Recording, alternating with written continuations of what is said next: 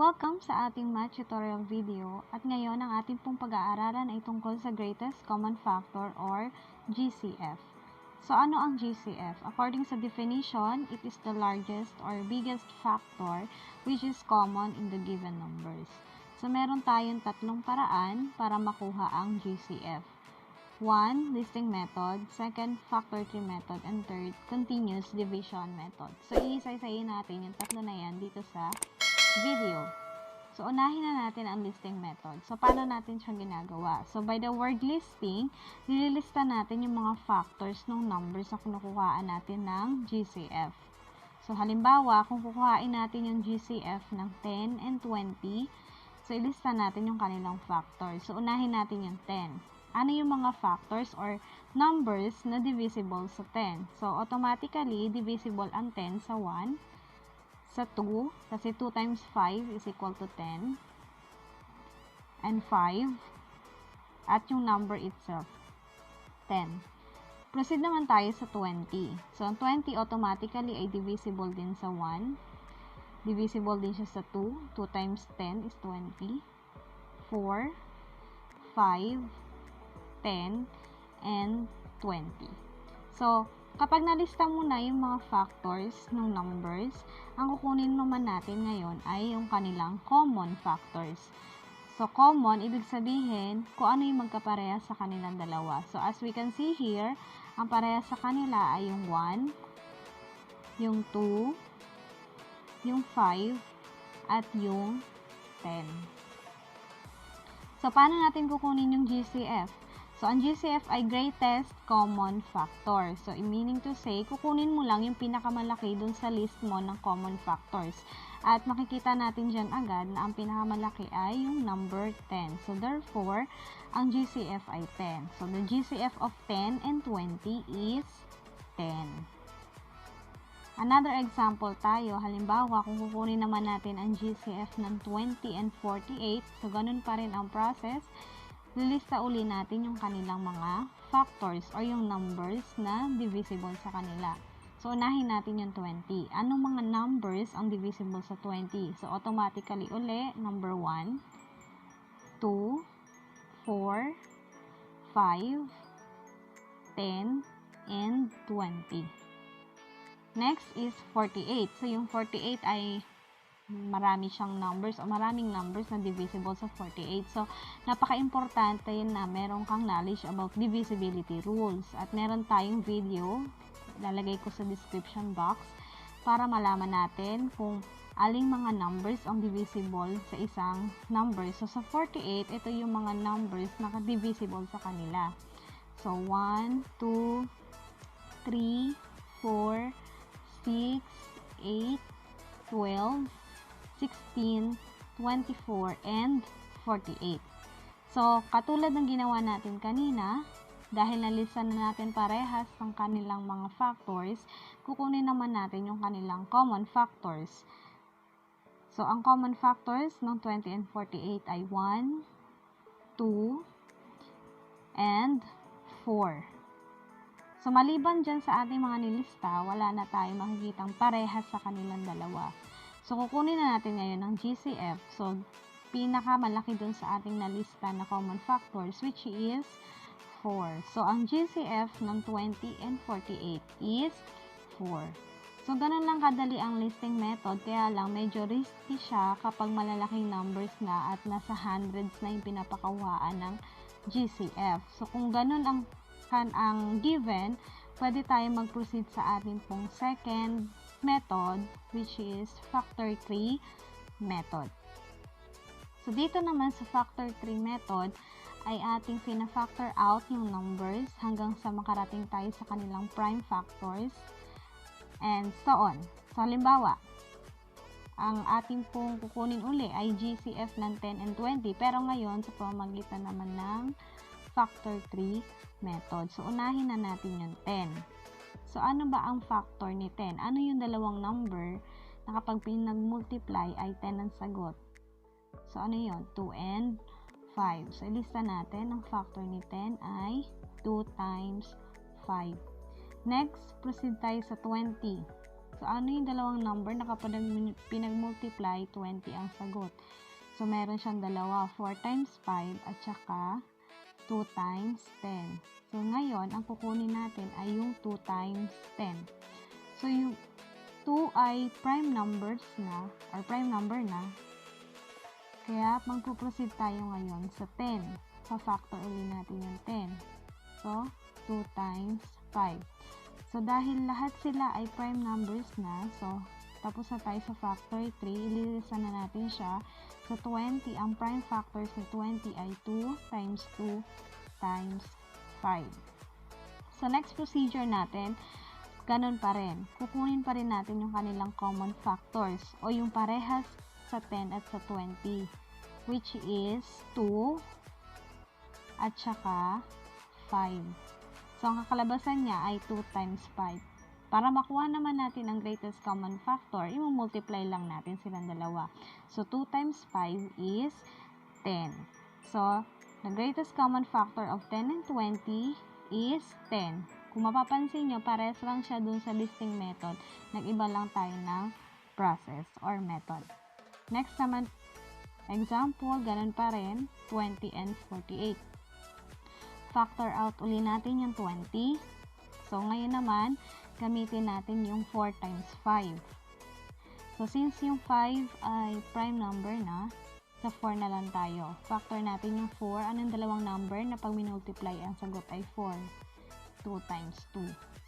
And then, ilista natin. The prime factors of 20 is 2 times 2 times 5. Next naman ay 48. So, ano naman dalawang number na pag minultiply 48 ang sagot? So, ang kukunin natin factors ng 48 ngayon ay 6 times 8. So, parehas silang composite number, kaya parehas natin silang ifa-factor out uli. So, unahin muna natin yung 6. So, anong factor ni 6? 3 times 2. And then, si 8 naman ay 4 times 2. So, si 3, si 2, at saka yung 2 sa kabila ay puro mga prime numbers na. So, si 4 na lang ipa-factor out natin. So, 2 times 2. Since lahat na ng nasa dulo ay prime numbers, so pwede na natin siyang isulat. So, ang prime factors ni 48 ay 2 times 2 times 2 times 2 times 3. So, sinulat ko lang siya in ascending order. So, katulad din ng ginawa natin kanina, kukunin uli natin ang kanilang common factor. So, kahahanap ka lang ng magkapares sa kanila. Okay? Kung halimbawa kukuha ka ng 2 sa 20, kukuha ka rin ng 2 sa 48. Ganun lang. Ipiprepare lang natin. So, 2 and then times 2 uli. Okay? And since makikita natin dito, may dalawang 2 at saka isang 3 sa 48, pero sa 20, 5 na lang ang natira. So, wala tayong maipapares dun sa 20. So, hindi na tayo makakakuha ng common factor. So, ang common factor lang natin ay 2 times 2. So, yun na ang ating GCF. So, i-multiply lang natin. 2 times 2 is equal to 4. At kung maalala nyo rin doon sa listing method, ganito rin ang ating sagot. The GCF of 20 and 48 is 4. Okay? So, meron pang mas madaling method sa pagpakuha ng GCF. At ito naman ay sa pamagitan ng continuous division method. So, paano naman siya ginagawa? So, dahil continuous division, nagdi-divide lang tayo na nagdi-divide ng mga numbers na pwedeng i-divide dun sa dalawang number na pinukuhaan natin ng GCF. So, halimbawa, kung 10 and 20 uli ang kukuhain natin ng GCF, pero sa pamamagitan ng continuous division method, so, ililista lang natin siya, 10 and 20. And then, gagawa tayo ng ganyan, parang L. So, parang division sign lang din siya, kaya lang nakabaliktad. Tapos, iisip tayo ng prime number na divisible kay 10 and kay 20. Meaning to say, number na pwede mong i-divide kay 10, makakakuha ka ng saktong sagot. At pwede mo rin i-divide kay 20 na makakakuha ka rin ng saktong sagot. At automatically, dahil even numbers naman yan, sila ay divisible sa 2. So, divide natin. 10 divided by 2 is 5. And 2 naman tayo sa 20. 20 divided by 2 is 10. Okay?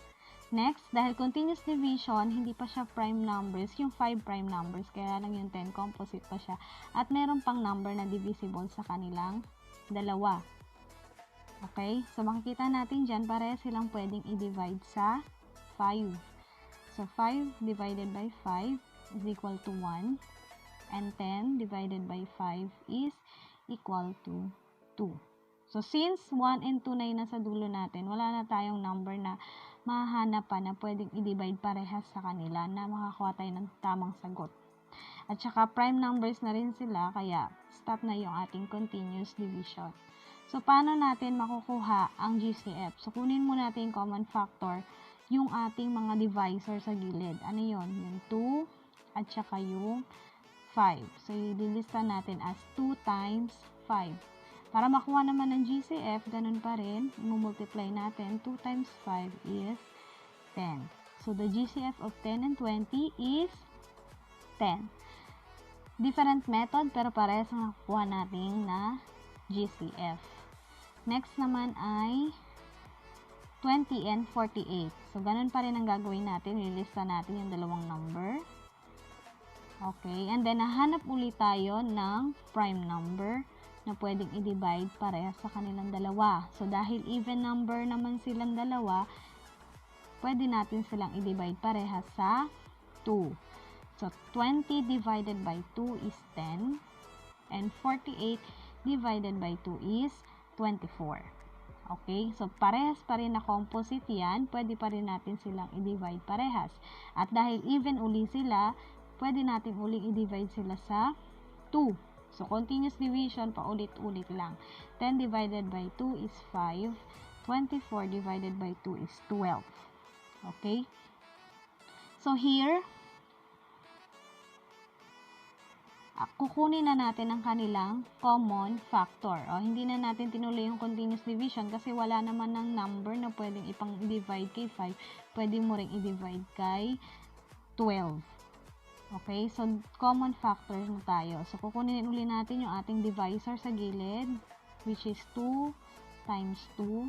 And, i-multiply natin para makuha ang ating greatest common factor, GCF, which is 4. So, ganun lang kadali yung ating continuous division. Importante lang na ang ating kinukuhang divisor ay dapat mga prime numbers. At mag-iisip lang na tayo ng mga number na pwedeng i-divide parehas sa kanilang dalawa. Okay?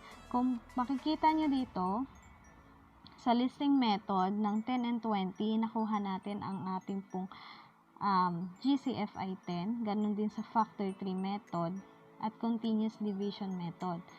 Sila pong tatlo, ang nakuha nating greatest common factor ay 10. So, it's up to you kung alin yan sa tatlong method ang iyong gagamitin. Kung mas nadadalian ka sa listing method, pwede mong gawin yan, factor 3 method or continuous division method. It's up to you. Parehas tayong makakakuha ng mga tamang GCF as long as tama yung ating way ng pagsosolve. So, kung saan ka nadadalian na method para kumuha ng GCF, so, pwede mo yung gamitin. So, pinapakita lamang dito na yung listing method, factor 3 method, continuous division method ay pare-pares na method na pwede natin gamitin para makakuha tayo ng greatest common factor. So, thank you po sa pagsama sa akin sa ating pag-aaral patungkol sa greatest common factor, and I hope to see you again on my next tutorial video or math tutorial video here in my